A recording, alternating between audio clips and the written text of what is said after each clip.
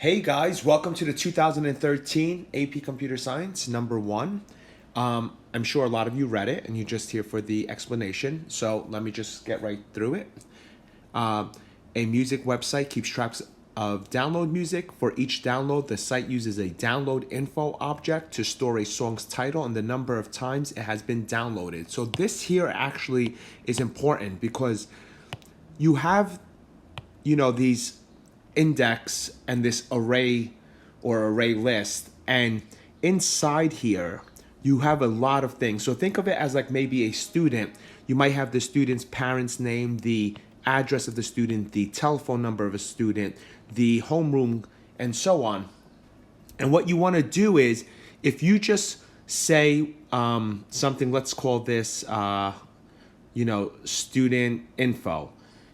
If you say go to studentinfo.get0 for this guy here, it's not going to know what it wants. So after studentinfo.get0, you need a .get something, .get parents' email address, .get whatever you need to get. So the point is, in order to access these objects, you need to be very specific in what you want from inside of this box here, okay? So that will help us with this problem. So going along, we have this download info object to store a song's title and the number of times it's been downloaded. A partial declaration of the download info class is shown below. You have this public class download info, and then you have the constructor that takes a parameter called title. And then you have two other methods. One of them is a getter, okay, get title. Typically, the reason why they have this getter here is because you're about to leave this class and go on to a different class. And in order to access the title, you're going to need to, because remember, most of these parameters are private. So you need to make getters in the public visibility so you can access them. And then you have this guy here. We don't know how it does it, but we know that every time you call increment times downloaded, it increases the number by 1, okay? The list of download information is stored in a music downloads object. A partial declaration of the music downloads class is shown below. You have this guy and you have this guy. This guy is the constructor. He takes no methods. And then what you notice here is we have download list of type download info. That's from up here, okay? And what do we typically do with private list? We typically pass it through the constructor just to initialize it. So we didn't pass it through as a parameter, but we did it right below it, which we know that we can sometimes do just to initialize it, okay? So download list is going to be the name of our array list. So part A. It says, to be implemented in part A, we have this guy called get download info. One of the most important things to do here is to make sure that you notice what you're returning. You're returning a download info object, okay? It's going to take a title, that's here, and what we're going to do is we're going to see if the title matches any of the titles that's in this list. And if it doesn't, we're going to return null. So one thing that's really important is that you have to go through the entire array list before you return null. My point is, do not do an if else. Just do an if. You'll return it. And then at the end, you can just do a return null if they don't find it. But if you do an if else, it breaks right away.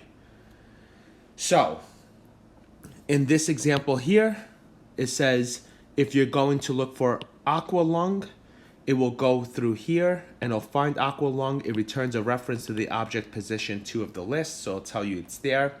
And this is what I was referring to before. In order to get this, you're going to need .geti.getTitle, .geti.getCount, or whatever the method is to access that many times, okay? So let's get to this. It's very, very simple, okay? So they want you to implement this guy right here, okay? So it's going to take a title and return a download info. So what do I do there?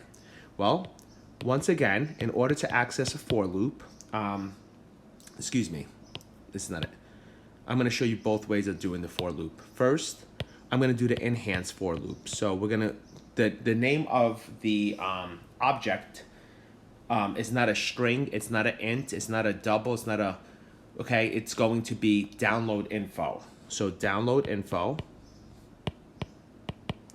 And then we're going to call it something. In this case, I'm going to call it info, colon, and then the name of the array list. Okay? And that's pretty much how we do the enhanced for loop. What does this do for us? It helps us get rid of the .getI. So I go through, this allows me to access everything in the download list array list. If I go through this, I'm going to need to get the title. Get title, sorry. So it's like, what do you want from each one? I want the title, I want the title, I want the title. Info.getTitle, that's a method. Dot equals, because it's not a primitive data type, so we don't use the equal. It's an object. And you're going to return info. Okay? Now, once again, you don't do an else, return null. At the end, you do return null. Because remember how this works really quickly. The for loop is attached to the if, and the if is attached to this here. And these three are together. So typically, you might be encouraged to put brackets, but if you don't, this will work perfectly fine. This will never hit the null until the for loop is done, because these three are really attached.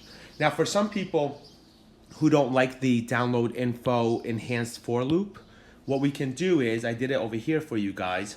I said for int I equals 0, I is less than the name of the array list dot size, I plus plus. Download list, right, that's the name of the array list, dot get I, okay? That goes into the little index, and then it grabs the title, dot equals title. So that's how you can do it without the enhanced for loop. Return download list dot get I, and otherwise return null. So that's how you do part A. Come back for part B.